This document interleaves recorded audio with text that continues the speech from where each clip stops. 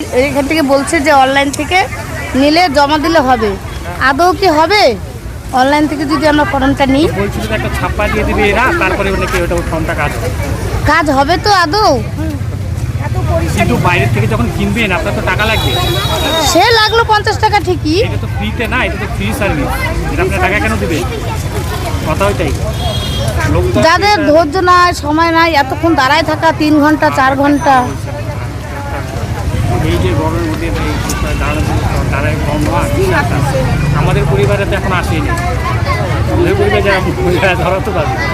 আপনি অন্নপূর্ণা ভান্ডারের ফর্ম নিতে আসছেন? হ্যাঁ কখন আসছেন? আসছে তো সেই 8টার সময়। 8টা? এখনো পান নাই? অনেকে পাইছে তো। অনেকে পাচ্ছে, প্রথম দিয়ে বলছে আর হবে না, যার যার এলাকায় পঞ্চায়েতে ওখানে দেওয়া হবে, তারপর ফর্মটা দিবে।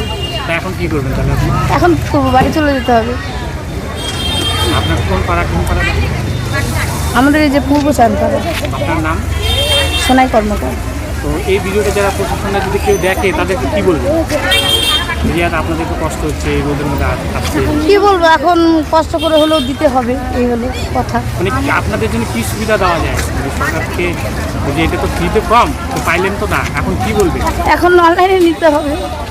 সেটা টাকা লাগবে। টাকা লাগবে, হ্যাঁ ওইটাই তো। টাকা ছাড়া কি করলে ভালো টাকা হয়? ছাড়া আর কি উপায়? বাড়ি বাড়ি দিলেই ভালো হয়। বাড়ি বাড়িতে যায় দিবে।